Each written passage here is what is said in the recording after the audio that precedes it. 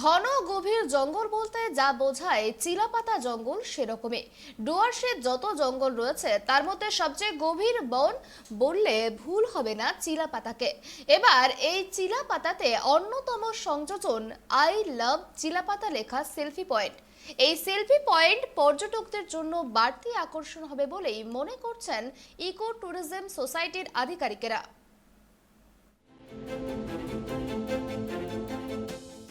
আলিপুরদুয়ার জেলার বনাঞ্চল চিলাপাতা। এই অঞ্চলটি এক কথায় চিরসবুজ।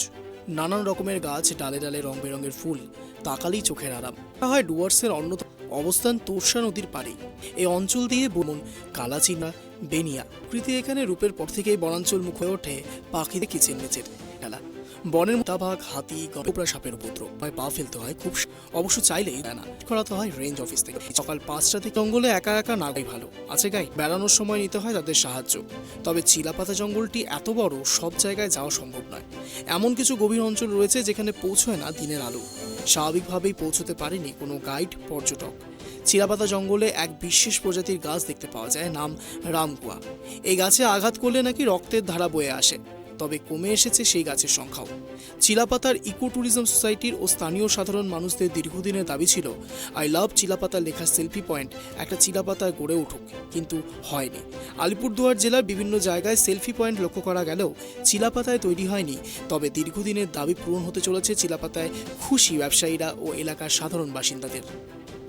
হ্যাঁ, আসলাম, দেখলাম এখন একটা নতুন উদ্যোগ নিয়েছে যেখানে লেখা আছে আই লাভ চিলাপাতা। তো আমরা আগে আসতাম, ছোটোবেলা থেকে আসি। আসার পরে দেখি চিলাপাতায় কোথাও কোথাও কোথাও লেখা নেই একটা বড় করে যে বা কিছু যেটা চিলাপাতা ফরেস্ট বা অমুক বা কোথায় ঢুকলাম সেরকম কোনো নেই। তো এখন একটা উদ্যোগ নিয়েছে, খুব ভালো।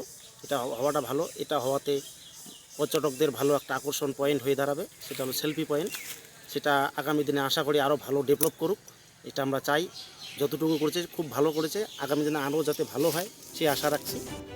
জানা যায় জেলা পরিষদ থেকে সেই কাজ শুরু হয়েছে, তবে সেলফি জোনের কাজ রবিবার সম্পূর্ণ সমাপ্ত হলো। শুধু উদ্বোধনের বাকি অপেক্ষায়। তারপরেই সবাই গিয়ে সেলফি নিতে পারবেন চিলাপাতায়। চিলাপাতা ইকো ট্যুরিজম সোসাইটির সভাপতি গণেশ শাহ বলেন, আমাদের দীর্ঘদিনের দাবি ছিল, তা আজ পূরণ হলো। আজ বহুত বছর ধরে আমরা ভাবছিলাম যে চিলাপাতায় একটা চিলাপাতা আই লাভ চিলাপাতা তৈরি করার জন্য, কিন্তু আমরা পারছিলাম না। কিন্তু গত 2022 সালে 21শে আগস্ট আমরা একটা চিঠি দিয়েছিলাম ডিএম সাহেবকে। তো ডিএম সাহেব সত্যিকারে খুব ভালো লোক। চিলাপাতার কাজের জন্য জেলা পরিষদ থেকে টাকা দিয়েছে। জেলা পরিষদ থেকে টেন্ডার হয়ে আজকে আমাদের চিলাপাতা আই লাভের কাজ সম্পূর্ণ হতে চলেছে। তাই আমরা চিলাপাতা পর্যটক ব্যবসায়ী খুবই খুশি এবং ডিএম সাহেবকে আমরা আমাদের চিলাপাতা ইকো ট্যুরিজম সোসাইটির পক্ষ থেকে বহুত বহুত ধন্যবাদ জানাই।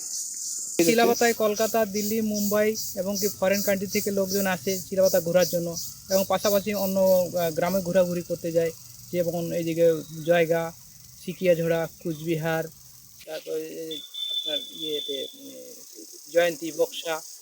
এখানে অনেক দিনের দাবি ছিল এখানে সেলফি পয়েন্ট হোক, সেটা হয়েছে এবং খুব ভালো হয়েছে। আমরা এটা সরকারের সাথে অনুরোধ ছিল যে হওয়ার জন্য, এটা হয়েছে, তার জন্য আমরা কৃতজ্ঞ। বহু ইতিহাসের সাক্ষী এই অঞ্চল। একটা সময় কোচ রাজাদের মৃগয়া ক্ষেত্র ছিল এই জঙ্গল। তারা দল বেঁধে শিকার করতে আসতেন। জানা যায় চিল্লা ছিলেন কোচ রাজার সেনাপতি, দুর্দান্ত শিকারী। চিলের মতো তিনি ছো মেরে শত্রুকে হত্যা করতেন। তার নামেই এই জঙ্গলের নামকরণ হয়েছে চিলাপাতা। কোচ রাজাদের গড়ের ভগ্নাবশেষেরও দেখতে পাওয়া যায় চিলাপাতা জঙ্গলের মধ্যে। আছে নল রাজাদের গড়। মনে করা হয় দুর্গটি গুপ্ত সাম্রাজ্যের সময়ের, প্রায় 2000 বছরের পুরনো। আজও বিস্মিত হতে হয় ভগ্নপ্রাপ্ত দুর্গটি দেখে। আছে কুনকি নামে একটি ওয়াচ টাওয়ার, সেখানে দাঁড়িয়ে দেখা যায় সূর্যাস্ত। আলিপুরদুয়ার থেকে অনিশা পুত্রের রিপোর্ট, ট্রাইব টিভি।